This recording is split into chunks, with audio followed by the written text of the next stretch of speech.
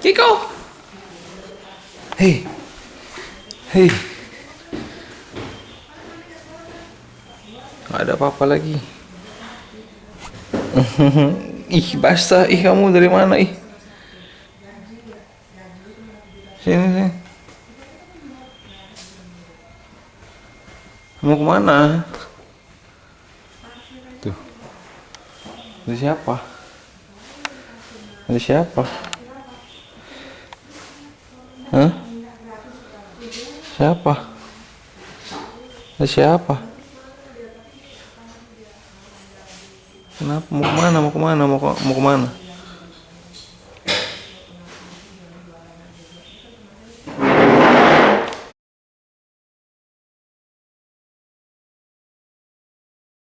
Menurut kebiasaan hidupnya.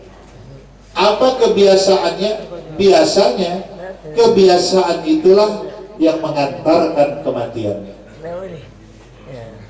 Tidak sedikit kita melihat ada seseorang meninggal sedang baca Al-Quran. Masya Allah, kebiasaan hidupnya memang membaca Al-Quran.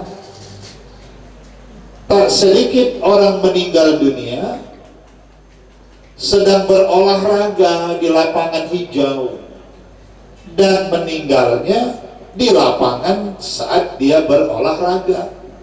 Kebiasaannya seperti itu. Dan banyak lagi. Ada juga orang yang meninggal di saat dia sedang di masjid. Kebiasaan hidupnya memakmurkan masjid, dan itu menjadi sesuatu yang terindah, perjalanan terindah menuju Rabbnya. Nah, maka kita hari ini yang masih Allah beri kesempatan, biasakanlah kebiasaan yang baik-baik, karena nanti kebaikan-kebaikan yang kita lakukan itu pula yang akan mengantarkan kematian kita. Itulah sebaik-baik amal pada penutupnya, didapati kita meninggal dalam ketaatan. Tak sedikit orang yang biasa minum khamar meninggal dalam keadaan mabuk. Mungkin dia kecelakaan, mungkin dia berkelahi, atau ada saja, dan didapati saat meninggalnya tercium bau khamar. Kenapa? Kebiasaannya, dan dia tidak bertaubat dari dosanya. Ada cerita orang ini, cerita kiai ya. Jadi ada satu orang meninggal ini diajarin kalimat tauhid, la ilaha illallah. Ini kalimat kunci. Siapa yang meninggal dunia dan kalimat terakhirnya adalah la ilaha illallah, dakhalal jannah, masuk surga dia. Jadi ada satu orang ini diajari, tidak bisa dia mengucapkan. Satu kampung mengajari, tiba-tiba dia mengucapkan kalimat yang lain, kalimat yang tak diajarkan malah yang dia ucapkan. Ini diceritakan Ibnu Qayyim Al-Jauzi dalam kitab Fawaid. Kalimat yang dia ucapkan itu aneh. A'tini ka'sam minal khamr, tolonglah seteguk kamput. Itulah kalimat terakhir. Peminum, pemabuk, dan itulah kalimat terakhir yang mengantarkan kematian. Bagaimana kalimat itu di saat kematian seseorang? Ada juga orang cerita diajari kalimat tauhid, yang keluar kalimatnya lain. Skakmat, skakmat, pemain catur rupanya. Bukan tak boleh bermain catur, ini dari pagi sampai malam. Sholat tidak, kerja tidak, ibadah tidak, kerjanya bermain catur. Terlatih, kalau main 7 langkah skakmat. Hebat orangnya. Dan itu pula kalimat terakhir, gimana matinya? Harusnya yang diucapkan la ilaha illallah. Nah, maka selagi kita masih hidup ini, perbanyak berbuat kebaikan. In ahsantum ahsantum li anfusikum wa in asatum falaha. Surah Bani Israel ayat 7. Kalau kamu banyak berbuat baik, kebaikan itu bukan untuk Allah. Allah kembalikan kepada dirimu.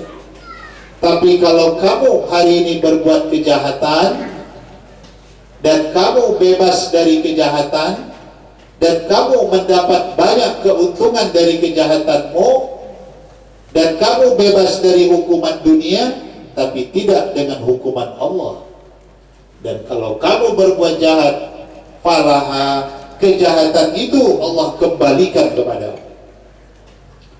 Di dunia ini apa yang tidak bisa dibuat orang? Bisa saja manusia merekayasa kejahatan. Banyak. CCTV pun bisa dirusak, atau dibilang sudah disambar petir. Bisa. Tapi jangan lupa dalam surah Yasin, kalau saya tidak salah di ayat 12, hati-hati dengan ayat ini. Inna nahnu nuhyil mauta wa naktubu ma qaddamu wa asarahum wa kulla syai'in ahsaynahu fi. Ya, saya pikir semua warga bumi asri sudah hafal Yasin. Sudah wirid 45 tahun. Pastilah hafal ya, walaupun nyambung ujung-ujung ayat. Alhamdulillah. Jadi di dalam ayat itu jelas, kamilah yang akan menghidupkan yang sudah mati. Semua kami hidupkan lagi. Yang sudah hancur-hancur, yang sudah terpecah belah tubuhnya, kami hidupkan. Terlalu mudah kata Allah menyatukan yang bercerai-berai. Yang sudah tidak ada saja Allah bisa ciptakan, apalagi yang sudah ada. Kami hidupkan. Dan wanaktubu ma qaddam, kami sudah catat perbuatan mereka. Jadi almarhum Allah yarham Bapak Tating Zulkarnain sudah dicatat Allah. Malaikat catat akhir perjalanan kehidupan. Walaupun terekam di CCTV, tapi itu sudah tertulis di Lauhin Mahfuz di langit, tempat catatan semua catatan manusia.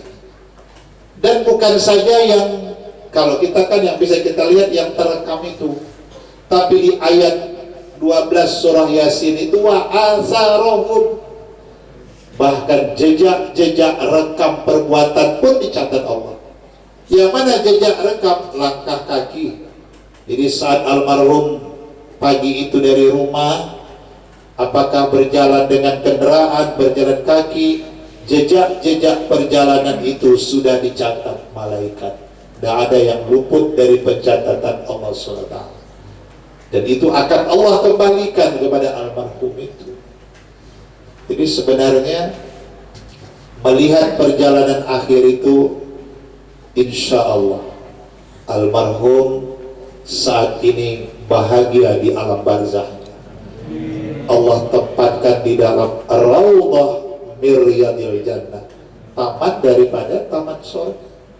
Ya tentu istri ada. Istri yang ditinggalkan, anak yang ditinggalkan, pastilah sangat sedih, itu manusiawi sekali.